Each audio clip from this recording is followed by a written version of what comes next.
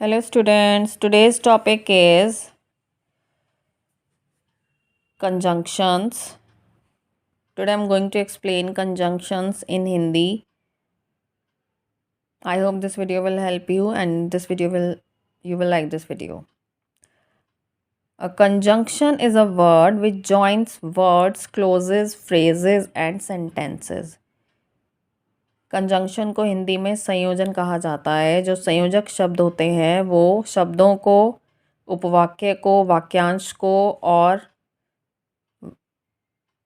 वाक्यों को एक दूसरे से जोड़ते हैं। यानी कंजंक्शन वो शब्द है जो शब्दों को और दो सेंटेंसेस को जोड़ने का काम करते हैं।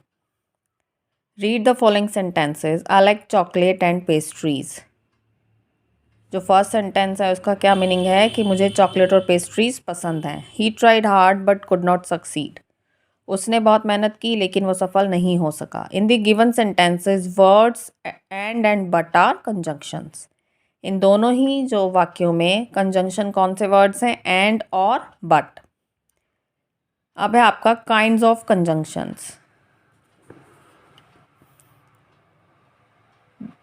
There are three kinds of conjunctions: coordinate conjunction, subordinate conjunction, correlative conjunction. First है आपका कोऑर्डिनेटिंग कंजंक्शन, जिन्हें हिंदी में समन्वय संयोजन भी कहा जाता है।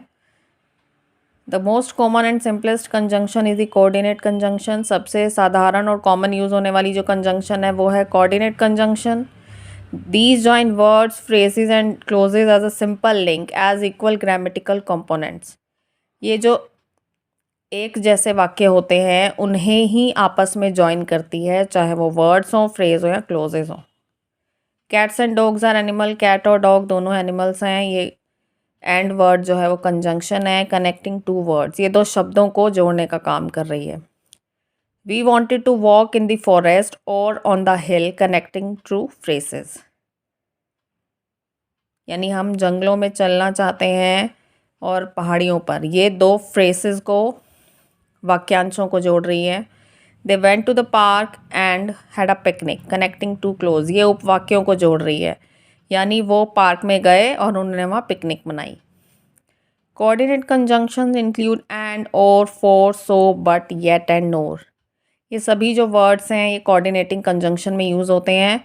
These can create relationships that show, for example, a contrast, a decision or consequences, but in all cases they connect word, phrases and clauses that do not have a grammatical impact on each other. ये सभी कौन से sentences को जोड़ते हैं जिसमें अंतर दिखाया गया है या कोई डिसीजन लिया जा रहा है या कोई परिणाम दिखाया गया है, पर जो दोनों जो वाक्य होते हैं वो एक दूसरे पर निर्भर नहीं होते। यानी दोनों ही इक्वल सेंटेंसेस होते हैं। ऐसा नहीं एक सेंटेंस दूसरे पे डिपेंड करता है। I wanted to go but decided to stay, ये कंट्रास्ट है यानी अंतर। यानी मैं जाना चाहता था लेकिन मैंने डिसाइड किया कि मैं रुकूंगा। She did not know whether to go left और राइट, ये डिसीजन टेकिंग सेंटेंस है। उसे नहीं पता कि किस तरफ जाना चाहिए, लेफ्ट और राइट में। It started raining so he went home, इसमें परिणाम दिखाया गया है क्योंकि बारिश होने लगी, सो इसीलिए वह घर गया। Coordinate conjunction do not require a comma before them when connecting single words or ideas, but require a comma when listing more than one word, phrase or clause. जब coordinating conjunction में कोमा लगाने की ज़रूरत नहीं है sentence को join करते हुए, लेकिन अगर आप दो से ज़्यादा शब्दों को ज्वाइन कर रहे हैं, एक से ज़्यादा शब्द को, तो अब आपको कोमा लगाना पड़ेगा। जैसे यहाँ एग्जाम्पल गिवन है, they ate cheese, biscuits and fruit for dessert. उन्होंने डेजर्ट के लिए क्या क्या खाया? चीज़ को, बिस्किट को और फ्रूट्स को। ये जो दो वर्ड्स हैं चीज़ एंड बिस्किट्स, इन दोनों को ज्वाइन करने से पहले कॉमा लगाया गया है। They also usually require a comma when connecting two independent closes.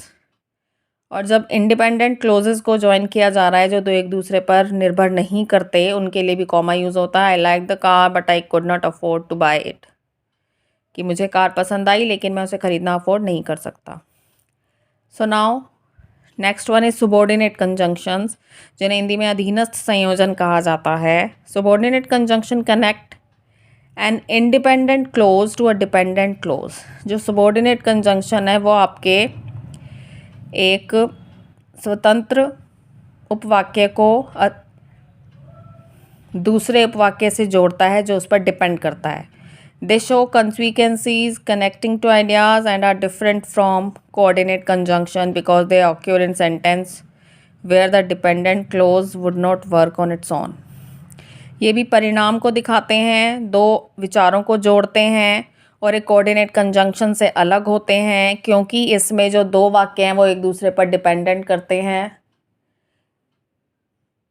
दोनों का मीनिंग निकालने के लिए दोनों सेंटेंसेस को ज्वाइन करना ज़रूरी है. अगर आप एक सेंटेंस को लिखोगे उसमें से तो वो मीनिंगफुल नहीं रह जाएगा. They played football while it was Sunny, यानी उन्होंने फुटबॉल खेला जब दोपहर थी. Here it was sunny is a dependent clause. It is a grammatically complete idea, but it does not really make sense on its own.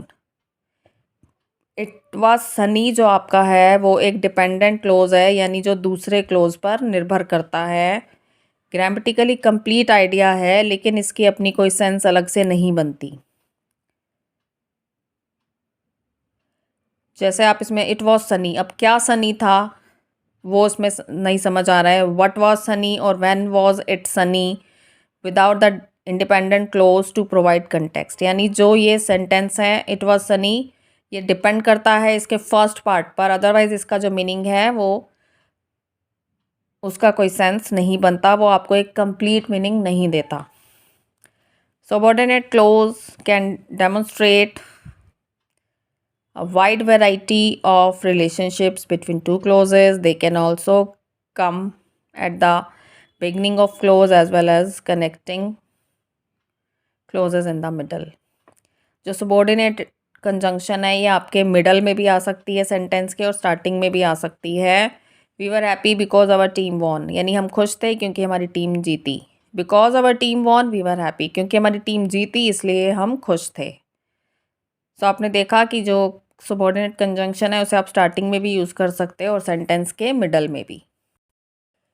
अब जितने भी common subordinate conjunction include हैं वो आपके यहाँ गिवन है. After, because, in that, so that, wherever, although, before, no matter how, supposing, whether, as far as, how, once, unless, as if, provided, until, as soon as, in case, since, when, all these are common subordinate conjunction. अब है आपका correlative, जो third one है वो आपका correlative conjunction है.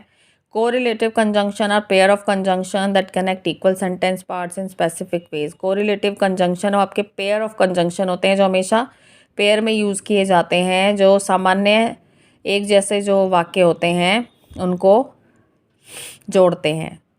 These can connect और contrast ideas, ये जोड़ भी सकते हैं और या जो वाक्यों में एक दूसरे से अंतर भी दिखाते हैं. An example that I have previously discussed in detail is not only but also.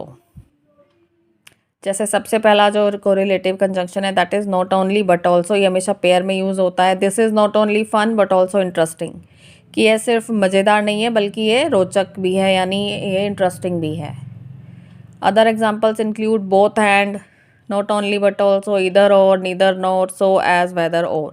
यानी जितने भी ये कंजंक्शंस हैं ये सब ही पेयर में यूज़ किए जाते हैं. These create specific relationships between words that are generally used for emphasises. ये उन शब्दों के बीच में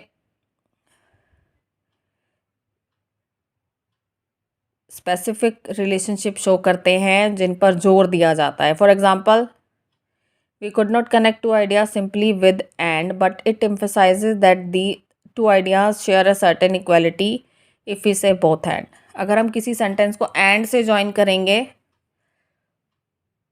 तो वो इतना ज़्यादा एम्फेसाइजिंग नहीं लगता, लेकिन अगर हम उसके साथ बोथ एंड दोनों यूज़ करते हैं तो जो सेंटेंस है वो ज़्यादा ही आपको एम्फेसाइजिंग लगता है. My mother and sister were ill, मेरी मदर और सिस्टर दोनों बीमार थे. Both my mother and sister were ill, यानी यहाँ जो बोथ वर्ड आ जाता है तो उससे जो सेंटेंस है, in the second sentence this emphasizes that for both people to be ill is surprising or alarming. यानी जो सेकंड सेंटेंस में बोथ वर्ड लगा के सेंटेंस को स्टार्ट किया गया है उससे लगता है कि जो दोनों ही पर्सन थे उनका एक साथ बीमार होना बहुत ज़्यादा सरप्राइजिंग है. The first sentence is more of a dry statement of fact. जो पहला सेंटेंस है वो बहुत ही एक सिंपल सेंटेंस लगता है, बट सेकंड में सेंटेंस में दिखाया गया है कि दोनों का एक साथ बीमार होना सरप्राइजिंग है. So now we will discuss exercises. Now we will do exercise number 2. Choose the correct conjunction from the brackets to fill in the blanks. यानी आपको जो ब्रैकेट्स में कंजंक्शन गिवन है उसमें से आपको सही कंजंक्शन को फिल करना है, लिखना है. Slow and steady wins the race. यहाँ हमने चूज़ किया एंड को. He is very rich dash if but unhappy. He is very rich but unhappy, यानी वो अमीर है लेकिन फिर भी नाखुश है. Sheela likes dancing dash but when her sister likes swimming.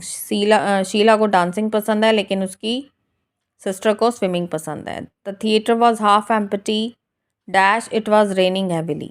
यानी यहाँ रीज़न दिया गया है कि जो थिएटर था वो आधा खाली था.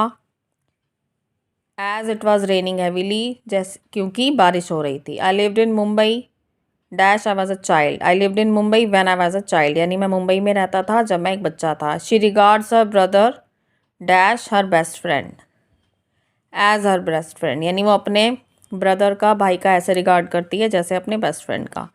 ही has been ill dash he reach Delhi. यानी जब से वो दिल्ली पहुंचा है वो बीमार है. यहाँ हमने सिंस का यूज़ किया है. As soon as dash she saw the tiger she shouted. यहाँ स्टिल और एज सुन एज में से एज सुन एज को लिखा गया है, यानी जैसे ही उसने टाइगर को देखा वो चिल्लाई. The box was heavy dash he could not lift it. यानी बॉक्स हैवी था इसलिए वो उसे नहीं उठा सका. यहाँ हमने सो ए कंजंक्शन उसको यूज़ किया है. नेक्स्ट है dash he was very tired he could not sleep. Although he was very tired he could not sleep. हालांकि वो बहुत ही ज़्यादा थका हुआ था लेकिन वो नहीं सो सका. अब आपकी नेक्स्ट एक्सरसाइज है fill in the blanks with suitable conjunction. They went by bus because it was cheaper. यानी वो बस से गए क्योंकि वो ज़्यादा सस्ती थी. यहाँ बिकॉज का यूज़ किया गया है क्योंकि यहाँ रीज़न दिया गया है. We should not spend more than we earn. यानी हमें यहाँ कंट्रास्ट है, यानी हमें ज़्यादा नहीं खर्च करना चाहिए उससे जैसे इतना कि हम कमाते हैं. Doctors salaries have Ryzen substantially while teachers पे हैज़ एक्चुअली फॉलन. यानी जो डॉक्टर है उनकी सैलरीज तो बढ़ गई हैं लेकिन जो टीचर्स हैं उनकी पे जो है कम हो गई है. Dash knowledge can be acquired from books skills must be learn through practice. यहाँ ऑल्दो का यूज़ किया गया है कि जो नॉलेज है वो बुक से भी ली जा सकती है लेकिन प्रैक्टिस के लिए आपको सीखना पड़ेगा. As I smile she smile back. यानी मैंने जैसे स्माइल की उसने भी स्माइल पास की. व्हेन ही वो सॉ मी ही वेव्ड. उसने मुझे जब देखा उसने हाथ हिलाया. She was followed by press where she went. यानी वो जहाँ भी गई उसके पीछे पीछे प्रेस थी, यानी प्रेस ने उसको फॉलो किया. They asked us dash we were worried.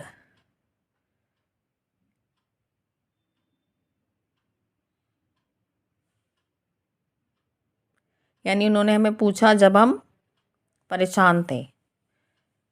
When you had left I got a phone call from Stuart. यानी जब तुम गए तो उसके बाद मैंने स्टुअर्ट से एक फ़ोन कॉल रिसीव किया. Think carefully before you choose. यानी चूज़ करने से पहले अच्छी तरह से सोचो. So students, today we have discussed conjunction and I hope this video will help you, and I have also discussed 2 exercises. I hope this will help you in understanding the topic. Thank you.